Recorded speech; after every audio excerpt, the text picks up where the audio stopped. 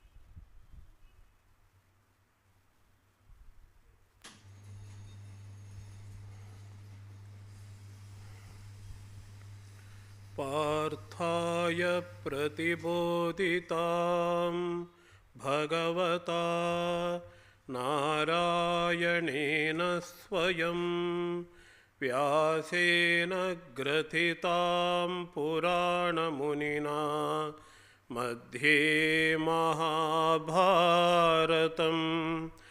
अद्वैतामृतवर्षिणीं भगवतीम् अष्टादशाध्यायिनीम् अम्ब त्वामनुसन्दधामि भगवद्गीते भवद्वेषिणीम् वसुदेवसुतं देवं कंसचाणूरमर्दनं देवकी परमानन्दं कृष्णं वन्दे जगद्गुरुं मूकं करोति वाचालं पङ्गुं लङ्घयते गिरिं यत्कृपातमहं वन्दे परमानन्दमाधवम्. To speak on the Gita, to listen to the Gita discourse is adoration or the worship of the Lord Himself. It is not just the listening or the hearing or speaking about the Gita. We are contemplating on the greatness and the glory of the Lord Krishna, the Supreme Lord Himself. With this attitude, we had to approach the Bhagavad-Gita. We were learning the meanings of the dhyana shlokas. There are 9 dhyana shlokas, of which we have completed 2 shlokas. Parthaya pratibodhitam bhagavata narayanena swayam vyasena grathitam puranamunina madhye mahabharatam advaitamrutavarshini bhagavatim ashtadashadhyayinim Ambatva manu sandadhami Bhagavadgite bhavadveshinim. O Goddess Mother, O Bhagavad Gita, you are taught by none other than Bhagavan Sri Narayana himself for the sake of Arjuna. Krishna is none other than the Narayana himself. Narayana is the Antaryami, the indwelling spirit in all the animate and inanimate things. He is also the creator, he is the supreme Lord. The son of Prutha, Arjuna is the son of Prutha or the Kunti, and it has been, these teachings have been faithfully collected and reported by ancient sage Vyasa in the Mahabharata, in the middle of the Mahabharata. And it contains 18 chapters, and you have the nature of showering nectar of non-duality. Advaitamruta Varshini Bhagavati, and you are the destroyer of the samsara, the transmigratory life. Again and again I salute you. Amba tva manu sandhadami Bhagavadgite bhavadveshini. I contemplate on you, I invoke you. This is the meaning of the first shloka. The second shloka is Namostute Vyasa Vishala Buddhe Pullara Vindayata Patra Netra Yenatvaya Bharata Taila Purnaha Prajwalitaha Jnanamaya Pradipaha. Jnanamaya Pradipa. The knowledge is compared to light here, Pradipa or the lamp here. And Vyasa has lit the light of knowledge. And the oil is Mahabharata itself, Bharata Taila Purnaha. And Vyasa is a very handsome personality. His eyes are like the lotus leaf. Pullara Vindayata Patra Netra. And he has got the vast intellect, Vishala Buddhe. So, we have completed these two shlokas of the dhyana shlokas, of the 9 dhyana shlokas. Now we will go to the next shloka. Prapanna parijataya totra vetraika panaye jnana mudraya krishnaya gita amruta duhe namaha. Krishna, he is referred as Gita Amruta Duha. Gita is the nectar. It gives us immortality, and also it is sweet as the nectar. It is not a bitter medicine, it is the sweet medicine that will make us immortal by the knowledge of the, by bestowing us the knowledge of the Atman, knowledge of the God, knowledge of one's own real nature. That is why the Gita is referred to as Gita Amruta. One who is milking at Gita Amruta is called here Krishna. He is the milker. So in the next shloka we read the cow itself. Cow is nothing but the Upanishad, all the Upanishads. So all the Upanishads have taken the form of a cow, and Krishna is the milker. And he is milking the very essence of all the Upanishads in the form of the Gita. So Krishna is the milker of the nectar of the Gita. Gita Amruta Duhe Namaha. I salute him. He is the Krishnaya Gita Amruta Duhe Namaha. And he is Prapanna Parijata. He is like a wish-fulfilling tree to those who surrender to him. We hear in Purana there is such thing called wish-fulfilling tree, Kalparuksha in the heaven. Krishna is like that. If we surrender to Lord, if we surrender to Sri Krishna, he will become the wish-fulfilling tree for us. Totra vetraika panaye. He has held the whip in one hand. Totra vetraika panaye. Why he is holding a whip? to get rid of all the evils in our heart. So he killed the many demons in his divine life. Demons are all symbolic. Demons means our own nature, our evil propensities, kama, krodha, lobha, moha, and mada, matsarya. By studying the Gita, all the evil propensities will be destroyed. To indicate that Krishna here is represented to be holding a whip on his hand. Totra vetraika panaye, prapanna parijataya totra vetraika panaye. And another hand, jnana mudra. He is holding this hand like this. This is called the jnana mudra. It is the symbol of the jnana. So the Gita does two functions. Krishna himself is Gita. Gita itself is the Krishna. So Gita in the form of the Krishna. Krishna is in the form of the Gita. So Gita does two functions, two advantages in studying the Gita. One is it will destroy all evil qualities in us. Lust, anger, all these qualities which are harboring in our mind will be destroyed. This is the first advantage of the Gita.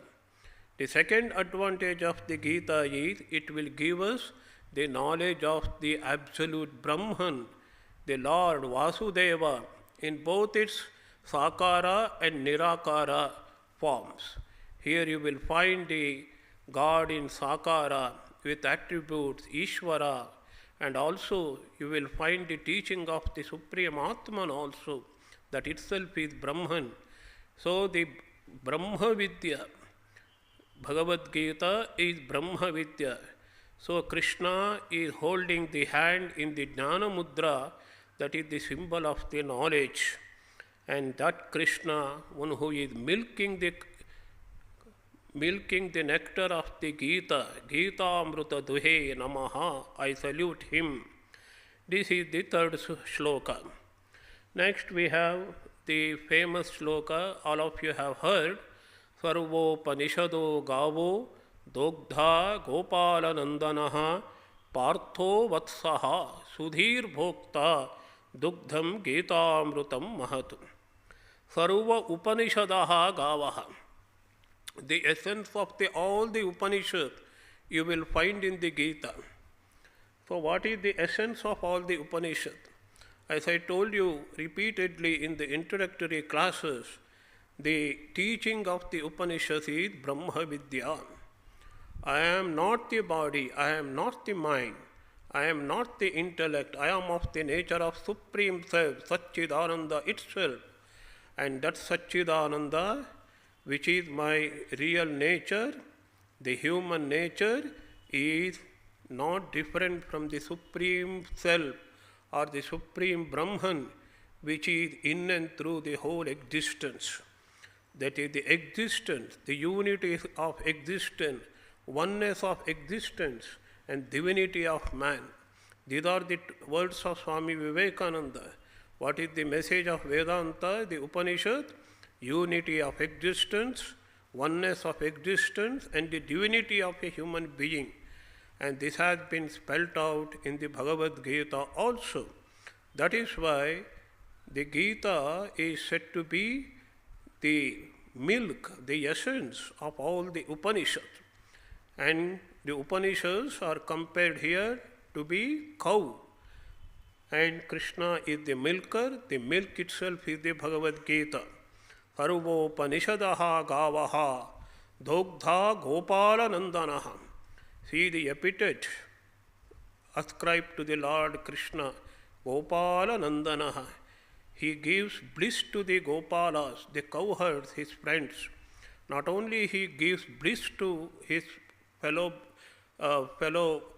boys, the cowherd boys of the Vraja, he gives the inner bliss, the bliss of Atman, bliss of Brahman to everyone who contemplates on him and who studies Bhagavad Gita with real earnestness and devotion.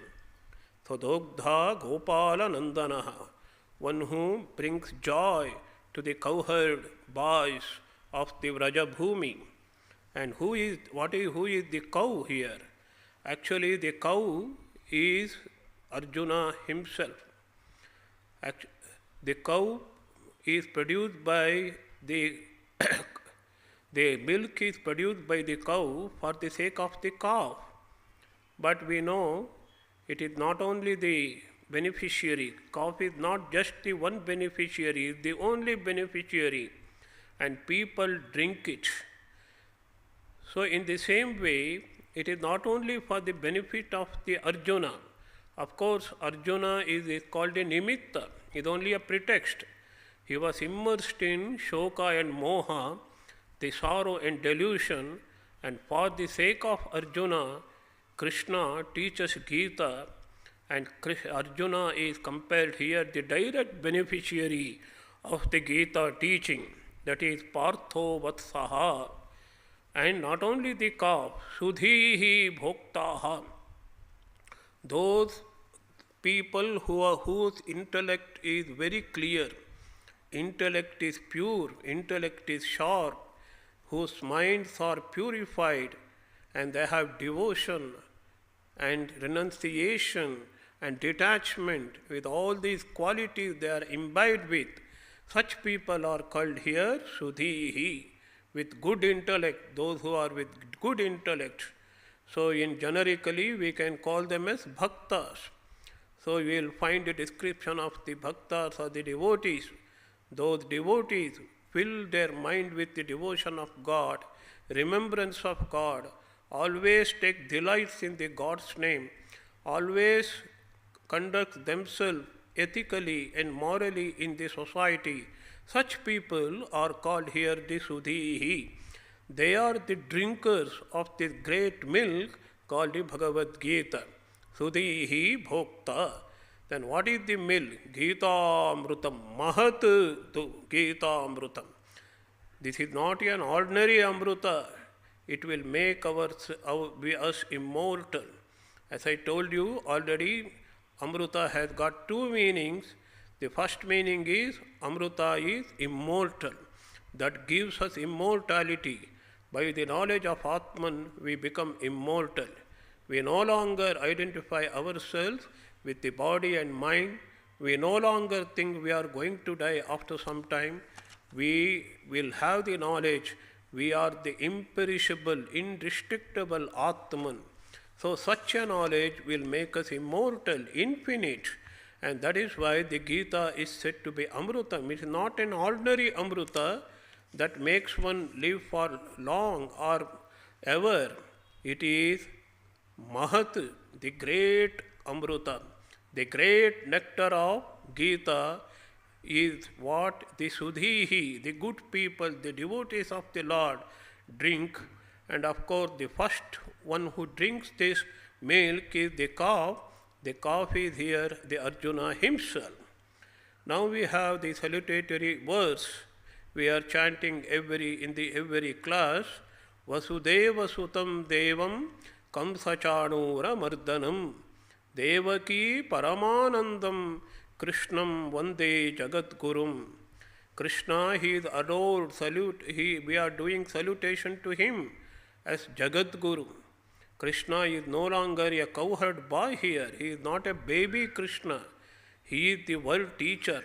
Krishna's life has different dimensions, different stages. Everywhere, in every time, every instant of his life, what we find is he is the giver of the bliss. He brings bliss and joy to those who approach him. We have not born in the time of Krishna, in his physical presence. We don't feel. Yes, we can even feel now his physical presence. Spiritual presence we can feel. We can feel the presence of Krishna. So, where is Krishna? Krishna is in the book, the great book of Bhagavadgita.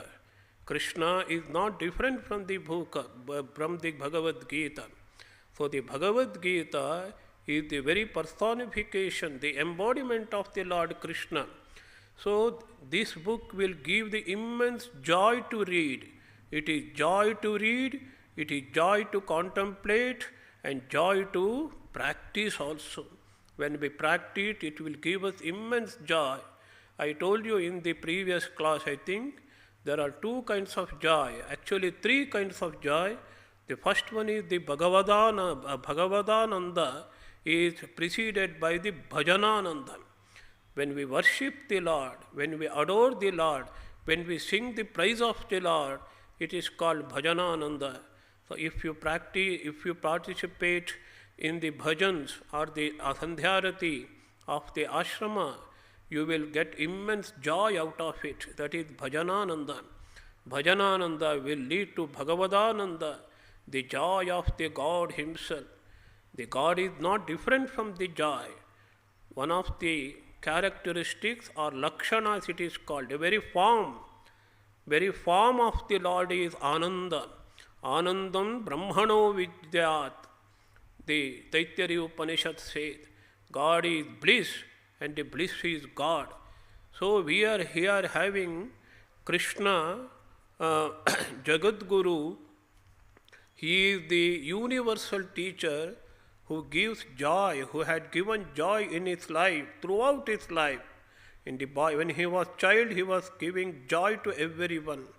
When he was a boy, he was joyful. He himself was joyful, was spreading the joy everywhere, bliss everywhere. Wherever he was there, in his company would be joyful. The divine bliss would emanate from his personality. If you read Bhagavata, you will understand how Krishna influenced the society of his times, how he gave joy to everyone. And third, when he became an adult, then also he became the embodiment of joy to everyone. Whoever worshipped him, whoever adored him, whoever loved him, were filled with joy in their minds. The example is the Pandavas. Next, you find him in the role of a Jagat Guru, the universal teacher, world teacher, who is giving the universal message. Sometimes we wonder why Krishna is called the Jagat Guru. We don't confine the quality of Jagat Guru to only Krishna. Jesus Christ is also a Jagat Guru, because Jesus Christ preached spirituality that is meant for the whole humanity. That is why Jesus Christ is Jagat Guru. Krishna is Jagat Guru. Rama is Jagat Guru. Buddha is Jagat Guru. Of course, Sri Ramakrishna is Jagat Guru. Because of the nature of their teaching is universal. They embrace the whole world, embrace the whole humanity. The God's love towards the humanity was found in them, in the incarnations of the God, like Rama, Krishna, Buddha, Jesus Christ, etc. So here we find Krishna to be the Jagat Guru, because the Gita, his teaching, contains the universal principle that can be adopted by everyone in this world, whatever may be the caste, whatever may be the race. And Krishna helps us in our day-to-day life. Krishna helps us to become divine itself. Krishna helps us to become great in our life. So Krishna is Jagat Guru. And Krishna has given immense joy to his mother, Devaki Paramanandam. This is very important in the context that Devaki and Vasudeva were in distress when Krishna was born. They were not living in their palace, they were living in the prison of Kamsa, and they were filled with the fear of the Kamsa. So when you read the Krishna's Janma, or the divine avatara, divine descendants of Krishna to the earth, that is what is called avatarana, divine birth of Krishna, you will understand why this quality, epithet, is very important. He has given immense joy when Devaki finds Krishna in his four-armed form, and baby Krishna did not have two hands. He was having the four hands, And Chaturbhuja Avatara it is called. Devaki was filled with joy, immense joy. And Devaki was very much distressed, very much sorrowful. She was tortured by her brother Kamsa. That all the stories we know. So Krishna, it is Krishna who gave them joy, bliss to his parents, Vasudeva and the Devaki. So we have here beautiful epithet, Devaki Paramanandam, Kamsa Chanura Mardanam. He killed the demons like Kamsa and Chanura. Once again, they are all symbolic. There are no demons outside of us. We have demons inside our body. Kama, Krodha, these are all the demons. Anger, lust, and also Raga, Dvesha, extreme attachment, and also Dvesha, hatred. All these are the real demons within us. And Krishna is destined to kill them if we study the Gita. The Gita, the teachings of the Gita, which is none other than the Krishna himself, will destroy all the evil propensities, evil qualities within our mind. And this is the symbol. Krishna Kamsa Chanura Mardanam, Vasudeva Sutam, and he is an incarnation of God. But he chose Vasudeva and Devaki to be his parents. If you read Bhagavata, you will come to know Krishna did not spend 9 months in the womb, and he suddenly appeared before Vasudeva and Devaki in the four-armed Chaturbhuja Rupa, four-armed form. So he had that he was not born in an ordinary way as the ordinary human beings were born, generally get birth.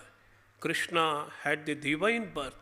That is why Krishna tells in the Bhagavadgita, Mama Janma is divine, my birth is divine, and my deeds are also divine. So Krishna had the divine birth. So, but still we call him Vasudeva Sutan. He is the son of the Vasudeva. So here we have the beautiful shloka which describes in brief the whole Bhagavata itself. Vasudeva Sutam Devam, Kamsa Chanura Mardanam, Devaki Paramanandam, Krishnam Vande Jagat Gurum. All the aspects of the Krishna's life are covered in this small shloka, small verse. Next we have a very big shloka, Bhishmadrona Tata Jayadruta Jala Gandhara Nilopala Shalya Grahavati Krupena Vahani Karnena Velakula Ashwathama Vikarna Ghoramakara Dhuryodana Vartini Sottirna Khalu Pandavaihi Rananati Kaivartakaha Keshavaha. So here the war, 18 days war, Mahabharata war, is compared to a mighty river, and the Pandavas had to cross this. And one boat is there, but who is the boatman? Our Lord Krishna himself is the boatman, and who helped Pandavas to cross that mighty river called the Mahabharata war. In that Mahabharata war, each character on the opposite side, the Kaurava sides, are compared to different elements in the river. Who are they? Bhishma, Drona, Tata. These are all the great warriors who helped Kauravas. They would have won the war, but for the death or the defeat of Bhishma and Drona. Bhishma did not get defeated. Bhishma had some kind of vow, and he withdrew from the war. And Pandavas had to do a lot of tricks to make him withdraw from the war. All the story we know. And Drona, the same case with the Drona also. When he heard the death of his son Ashwathama, Dharmaraja Yudhishthira was forced to tell Ashwathama Hata, Ashwatthama is dead. Then he added Kunjaraha, the elephant. But the elephant, the word elephant, Kunjara, was not heard because of the roaring sound made by the Pandavas. He heard only Ashwatthama Hataha. He had already told the Pandavas, if I hear the news of death of my son, I will just give up all my weapons. You may kill me at that time. So these are the mighty warriors who would have helped Kauravas to win the war. That is why they are compared to the two banks of the river called the Mahabharata war. Bhishma, Drona, Tata. And what is the river? Jayadratha itself is there. He is also a very wicked man who tried to molest Draupadi in the forest. We had to know the story of Mahabharata in order to appreciate the teachings of Bhagavadgita, because we had to read and study Bhagavadgita in the context of Mahabharata. That is very important. Jayadratha Jala, the mighty river of the war, and Jala, that water, is Jayadratha. Gandhara, everyone knows who is Gandhara. Shakuni Mama, the uncle Shakuni, he is compared to a boulder. The boulder is black in color. Gandhara Nilopala. And also in some text it is said Gandhara Nilotpala. Nilotpala means the Utpala or the lotus, which is of the color of the blue color lotus. I don't think that blue color lotus should be compared to Gandhara or the Shakuni. This is better. Gandhara Nilopala, it is a boulder. If boat goes and strikes the boulder or the rock, it will break. So such a dangerous person, our Gandhara or the Shakuni. Shalya Grahavati. And here we have the Shalya, a great king. And Grahavati, he is like a crocodile in the river. Krupena Vahani, Krupa is like a tide. So these are all characters. These are all people who help Duryodhana, who were helping Duryodhana, who were on the wrong side of the righteousness or the dharma.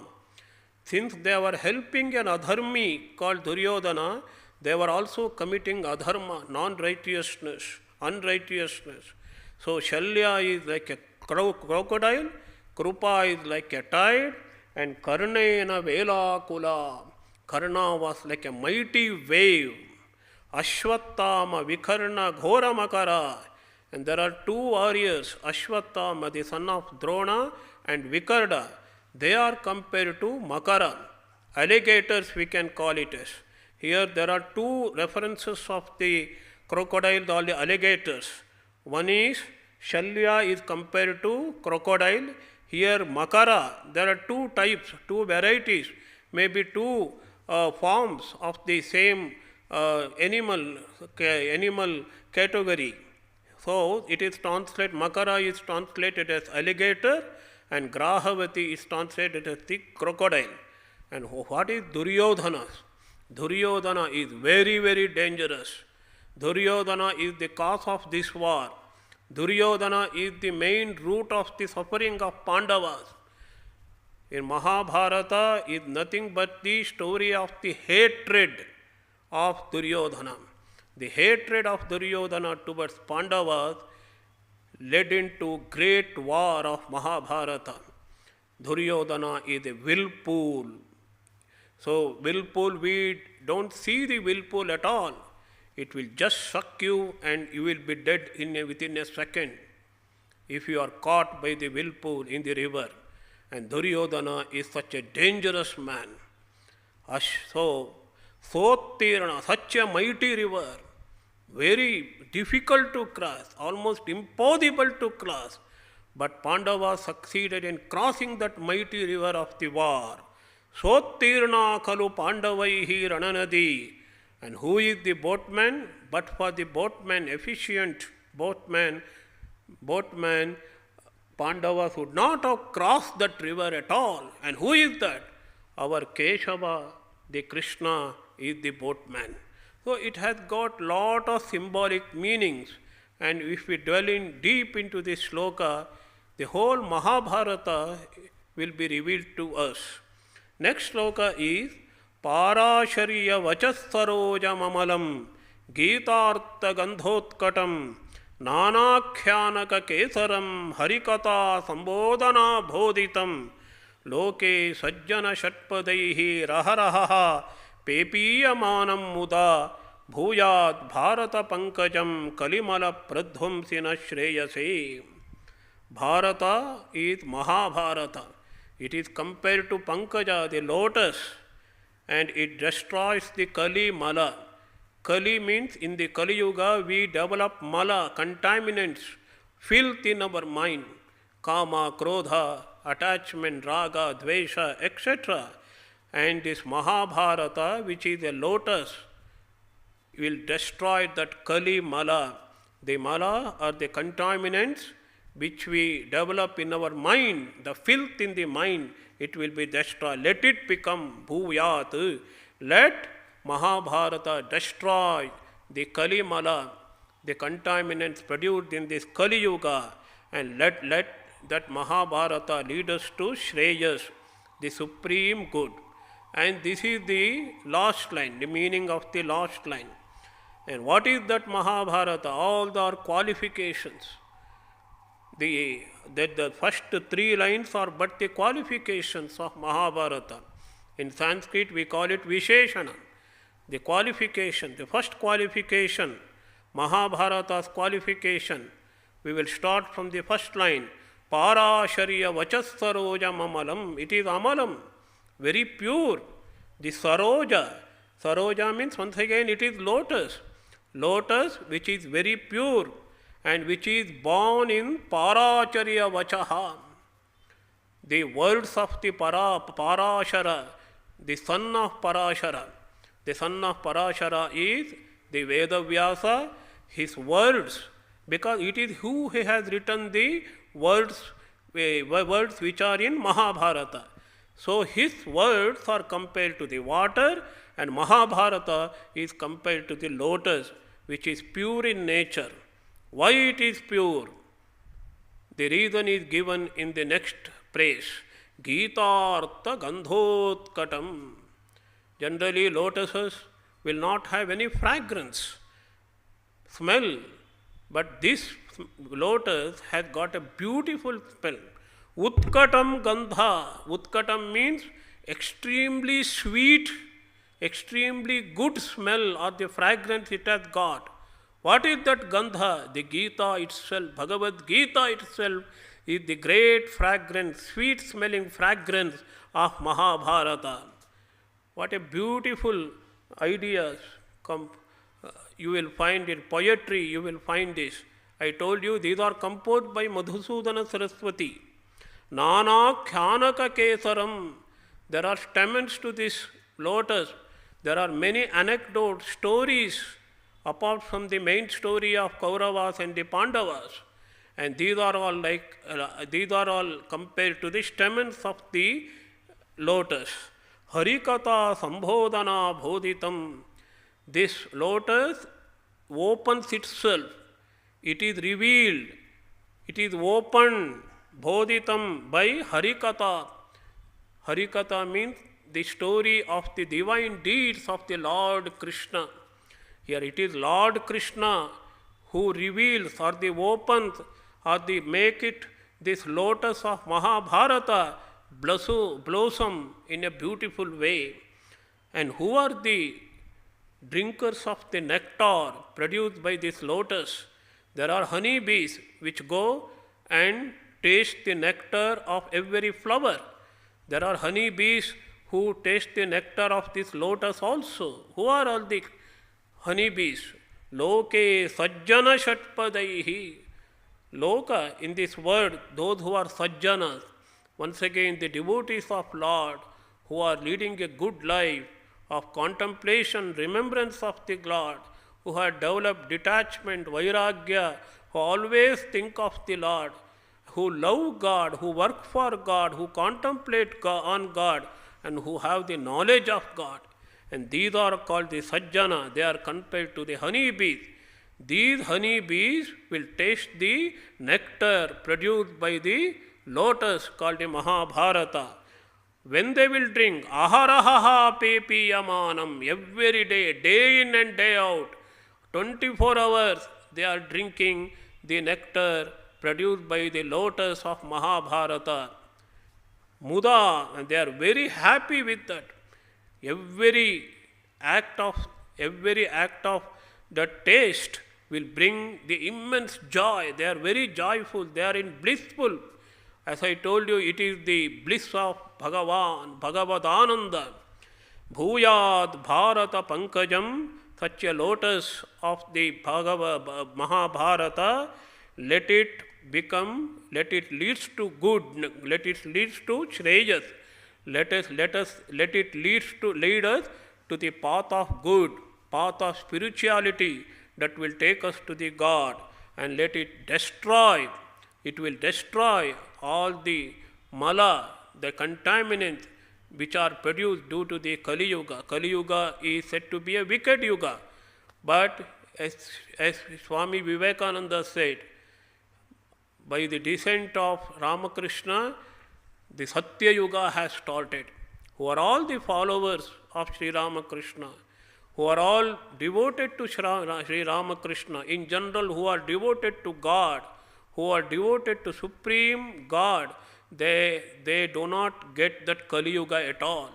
Because Kali means wicked, where the lust, anger, attachment, greed are all in abundance, predominant. But for the devotees of God, that Kali will not touch them, because they are always attached to God, not to the world. So, Kalimala Pradhamsi Nashreyase. Now the 8th sloka, Mukam Karoti Vachalam Pangum Langhayate Girim Yatkrupa Tamaham Vande Paramananda Madhavam. Krishna's name, another name is Madhava.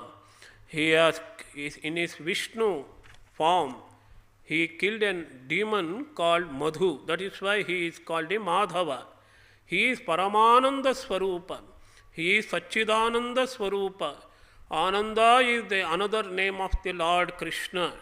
It is not an ordinary Ananda, Parama Ananda.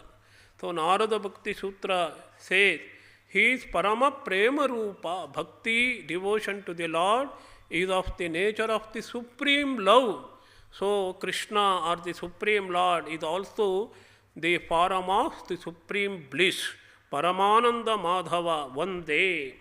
His krupa, his grace, if he bestows grace on someone, such a person will scale to higher height, and he will have spiritual success. It is not the ordinary success, in worldly success, name and form, money that Krishna gives or the Lord gives. Lord gives success in our spiritual life, advancement in spiritual path. Mukam karoti vachalam. Even the dumb person will become an orator by the grace of the Lord. Pangum langhayate girim. A lame person would be able to scale the heights of a mountain. And for the bestow, when you get the grace of the God, everything is possible. So in Bhakti Yoga, the grace of the God, Bhagavad Krupa, is of immense importance. The last sloka, Yam Brahma Varunendra Rudra Marutaha Tunvanti Divyaihi Stavaihi Vedaihi Sanga Padakramopanishadaihi Gayanti Yam Samagaha Dhyanavastita Tadgatena Manasa Pashyanti Yam Yoginaha Yasyantam na Vidusura Suragana Devaya Tasmai Namaha. Devaya Tasmai Namaha. Deva means effulgent. The Sanskrit root Div means effulgent, light. That which shines is God, or the Div, Deva. It is the spiritual brilliance that will make our Lord Krishna, the Supreme Lord, Deva. So we will salute that Deva. Devaya Tasmai Namaha. This God, Supreme Lord, Lord Krishna, Lord Vishnu are praised by none other than Brahma, Varuna, Indra, Rudra and Marut, the Vayu God, Vayu Devata also. Brahma, Varuna, Indra, Rudra and Marut, these are all great gods. They have immense power. Still, they are praising this great Lord. They are singing in praise of this great Lord through great hymn, Divyais Tavaihi, through the hymns, divine hymns. And also Samagaha, though they are expert in singing, they are singing the Samagana, Samaveda, Samagaha Vedaihi Gayante, through singing the Veda. Samaveda is called the singing Veda. You will not chant that Veda, you will sing that Veda. So, Samagaha, those who chant the Samaveda are called the Samagaha, and they are singing the glory of the Lord through the Veda. The constituents of the Vedas are Anga. They are the Anga. What are the Anga? Pada, Krama and Upanishad. Pada means the word, Krama means the arrangement of the words, and also we know the Upanishad, the philosophical part of the Veda. And with these elements, they sing the glory of the Lord. Dhyanavastita tadgatena manasa pashyanti yam yoginaha. Yoginaha means they are adept in meditation. Their mind is established in, immersed in deep meditation. Dhyanavastita manasa pashyanti, what they are seeing, what they are visualizing, what they are experiencing. They are experiencing the same Supreme Lord, Krishna or the Vishnu. Yasyantam na viduho sura suraganaha. Gana means the group, Sura. Sura means Devatas. Asura means demons, Rakshasa. Whether he is a god or the demon, nobody knows the ultimate status of the great Lord Krishna or the Vishnu. Anta means the end. What is the end? What is the ultimate status? What is the real status of this great Lord, this principle called Brahman? Nobody knows. So, we have completed the 9 dhyana shlokas. They are not only devotional in nature, they are philosophically also very rich. If we contemplate on their meaning, we would have grasped the very essence of the Bhagavad-gita by this time. Because the very essence of the Bhagavad-gita is already told, already spelt out in the dhyana shlokas themselves. Now we will start studying the Bhagavad-gita. Before that, yes, in the traditional method, what they do is to study the prologue or the introduction of Sri Shankaracharya to his commentary on the Bhagavad-gita. This is a very, very famous text. Those who want to study the Bhagavad-gita and wants to know the real meaning of the Gita, the study of Shankaracharya's introduction is very, very important. And Shankaracharya starts with a beautiful shloka. It is said to be belonging to a Purana. We do not know which Purana it comes. Narayanaha paraha avyaktat andam avyakta sambhavam andasyantastvime lokaha saptadvipacha medini. The whole process of creation you will find in this shloka. Narayana is the Supreme Lord. Narayana is the Supreme Lord. From him avyakta comes. The what we call Maya, Avidya, Avyakta, unmanifested is a inseparable part of the Narayana himself. From Avyakta, Anda has come. Anda is also called Brahmanda or Hiranyagarbha, the collective idea of the whole world, collective idea of all the human beings, all the animals, all the plants, all the living and non-living beings is called the Brahmanda or the golden egg or the Hiranyagarbha here. And from in that Anda or the Brahmanda, we find Sapta Loka, Andasyanta Svime Lokaha Sapta, 7 lokas. And the Bhuloka is one of them. And Bhuloka contains the 7 Dvipas. So it is said that India falls in Jambu Dvipa. There are 7 continents in this Bhuloka. Why this sloka is mentioned, rather is quoted by Shankaracharya in the beginning of this very Bhagavadgita? This is very important to know, because Acharya's intention is to show Lord Narayana himself is the purport and the meaning of this Bhagavad Gita. What we are trying to know is the Narayana himself. So Narayana has got 2 meaning, 2 dimensions. Narayana is one, the creator God. Narayana is the Vishnu who was in the Pralaya Jala, the waters of deluge before creation, and he is the cause of the whole creation. The same principle, same God, same principle of Godhead is present in our heart also. And Krishna says later, Ishvara Sarva Bhutanam Hruddeshe Arjuna Tishtati.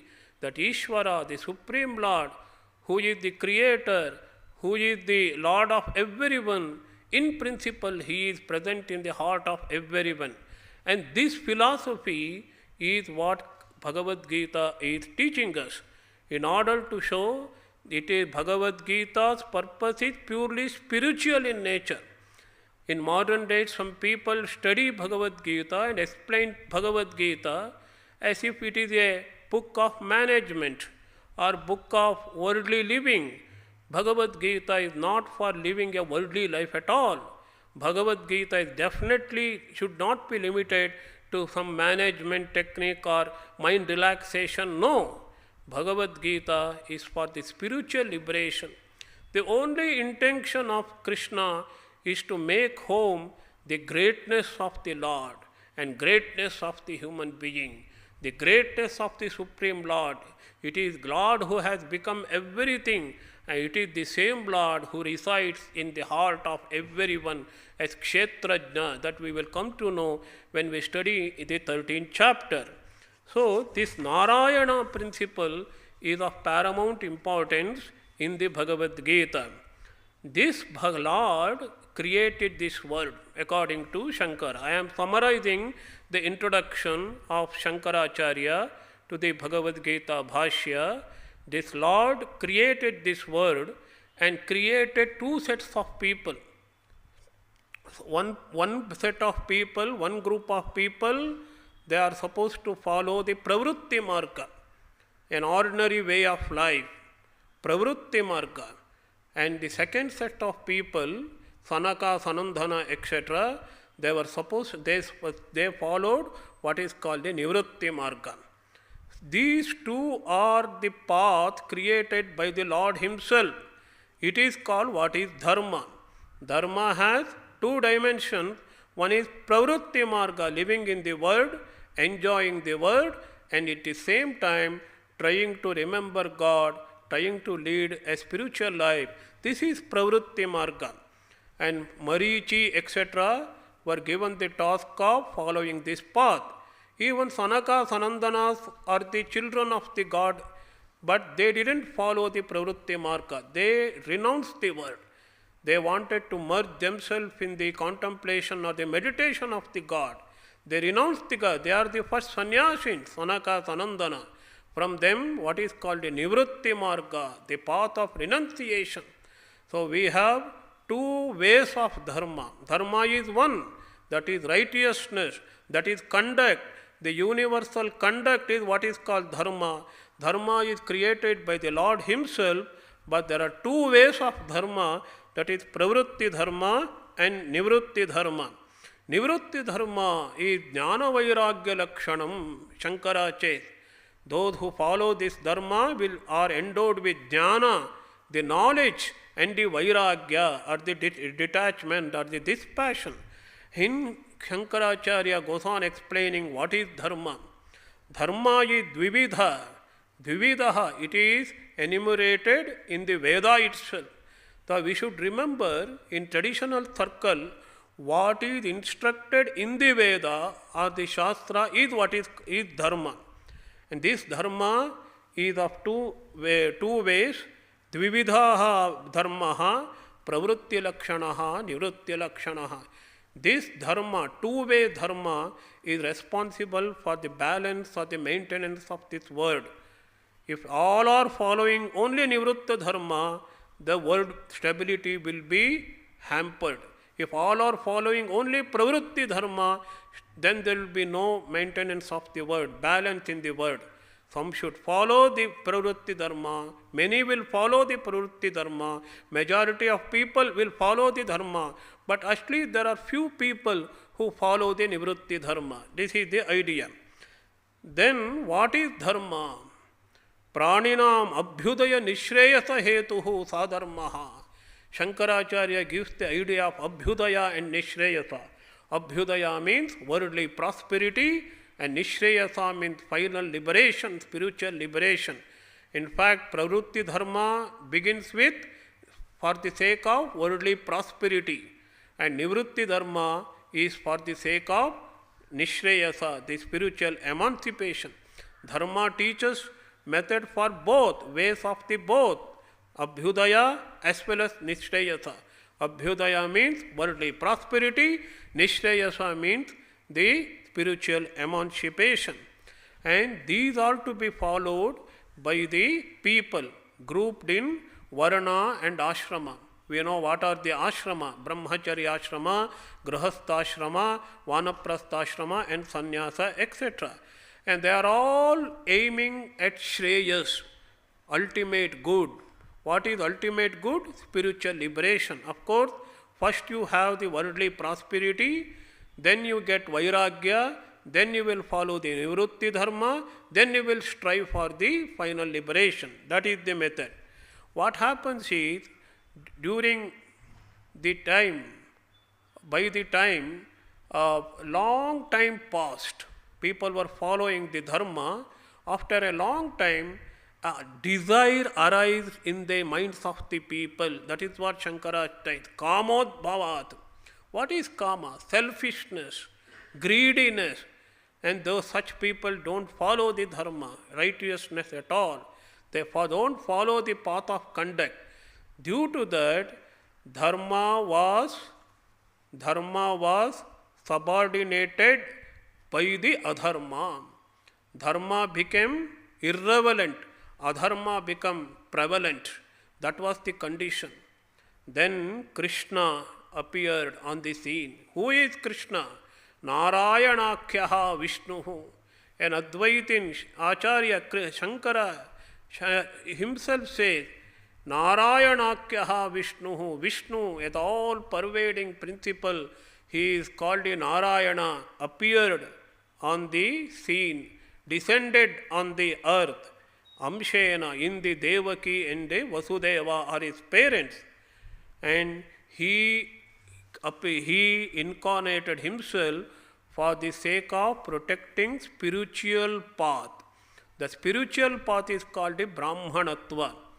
And Krishna or the Shankaracharya doesn't refer Brahmanatva as something limited to a caste. It is not a caste here. Brahmanatva means those people, those group of people who protect the dharma, and their conduct, their noble life, their character is called a Brahmanatva. So, real Brahmana is one who protects the dharma by performing the dharma, by acting according to dharma. So, in order to protect the dharma, these spiritual people are to be protected. Their way of conduct has to be protected. For the sake, for that purpose, Krishna kila sambhabhuva. Krishna incarnated on this earth, and he was born to Vasudeva and the Devaki. So Shankaracharya says, when we are able to protect the spiritual way of life, then only dharma will be protected. Otherwise, dharma will not be protected. In order to protect those people who are leading such a noble and pure life, Krishna incarnated himself. So, who is that Bhagavan? So, Bhagavan is a wonderful word. Bhaga means 6 qualities. Bhaga doesn't refer to any single quality. Bhaga means 6 qualities. And Shankaracharya says, Jnana, Aishwarya, Shakti, Bala, Virya, Teja, etc. Jnana means knowledge, supreme knowledge. Ishvara or the supreme God is one.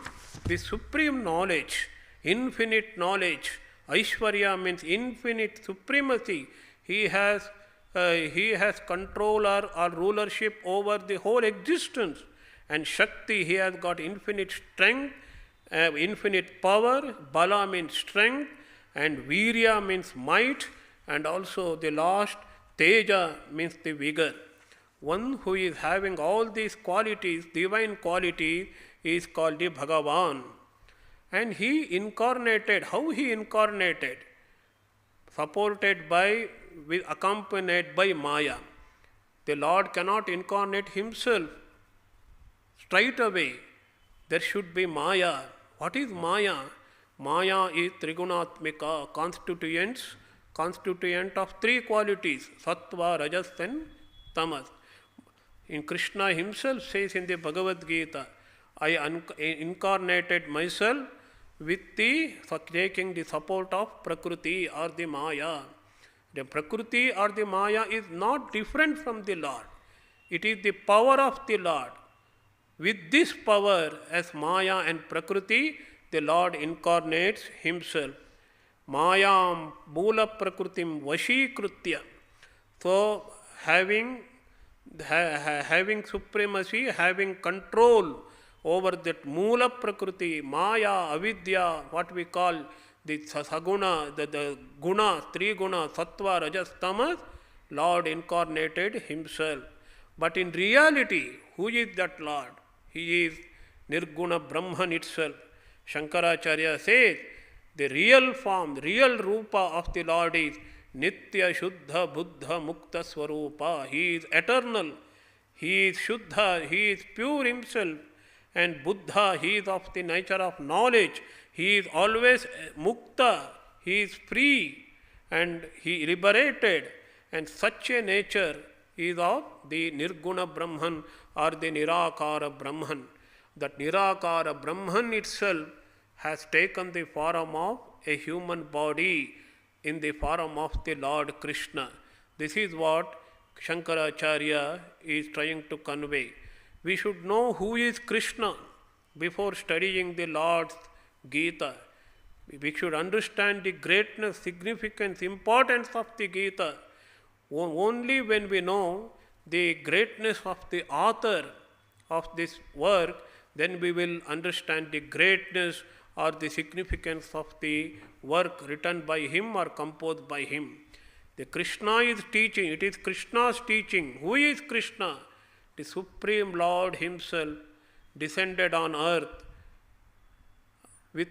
supported by the Maya, his own power, Prakriti. The 3 gunas are the Prakriti. It is called Prakriti, it is called Maya, in various names we call it, but his real nature is Shuddha, Buddha, Mukta. He is eternally pure, he is eternally pure, eternally he is full of knowledge and eternally free. It is his real nature. So we have a beautiful description of the Sakara Brahman and also Nirakara Brahman. The Nirakara Brahman takes the form of the Sakara. When we superimpose attributes to it, the same Sakara Brahman has incarnated himself as the Lord Krishna, Krishnavatara, and it is this Krishna who is teaching this wonderful song called the Bhagavadgita. It is a divine song. Om Shanti Shanti Shanti. Harihi Om Tat Sat. Shri Ramakrishna Arpanamastu.